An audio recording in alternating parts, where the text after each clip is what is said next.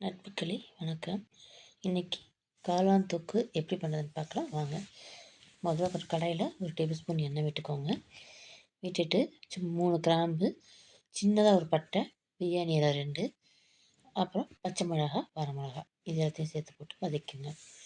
சும்மா ஒரு 2 கிண்டு கிண்டிங்கன்னா போதும். அதுக்கப்புறம் வந்து நைஸாக அரிஞ்சு வச்ச பெரிய வெங்காயம், பெரிய சைஸ் ஒன்று, அதை போட்டு நல்லா வதக்கிக்கோங்க.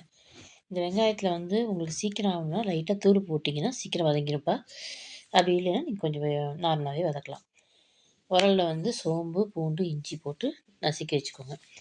வெங்காயம் கொஞ்சம் கலர் மாறணுன்னா தக்காளியை போட்டுட்டு 2 கிண்டு கிண்டிட்டு அரிஞ்சு வச்ச மஷ்ரூம் பாக்கெட் ஒரு பாக்கெட் ஃபுல்லாக யூஸ் பண்ணியிருக்கேன்.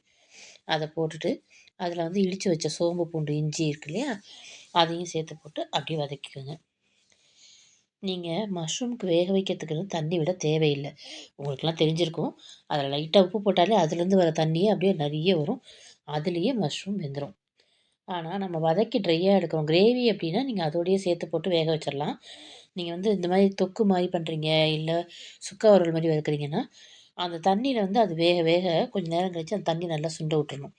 அப்போ தான் நம்ம ட்ரையாக வறுக்கும் போது நம்ம போடுற மசாலா பொருள்லாம் அதில் இறங்கும். சரிங்களா? இப்போது இது நல்லா வந்து வதக்கி விட்டுட்டு தேவையான அளவு உப்பு, கொஞ்சோண்டு மஞ்சத்தூள் இதை போட்டு நல்லா கிண்டி விட்டு வேக விடுங்க. இது நல்லா உங்களுக்கு அந்த சுருண்டு வரும். அந்த லைட்டாக ஆரம்பிக்கும். சுருண்டுனா ரொம்ப சுருள விட்டுறக்கூடாது. கொஞ்சம் அது நார்மலாக இருக்கிறத விட சுருண்டு வரும்போது நீங்கள் என்ன பண்ணணும்னா கொத்தமல்லி தூள் அது 1 டீஸ்பூனு, அதுக்கப்புறம் காரத்துக்கு தகுந்தாப்புல நீங்கள் மிளகாத்தூள் போட்டுக்கலாம். நான் வந்து 1 டீஸ்பூன் போடுறேன்.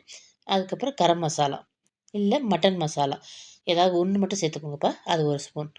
தேவையான அளவு உப்பு இதெல்லாம் சேர்த்து போட்டு கொஞ்சம் அப்படியே கிண்டிக்கிட்டே இருங்க. பெருங்காயம் வந்து ஒரு 1/2 டீஸ்பூன் கிட்ட போட்டுக்கோங்க.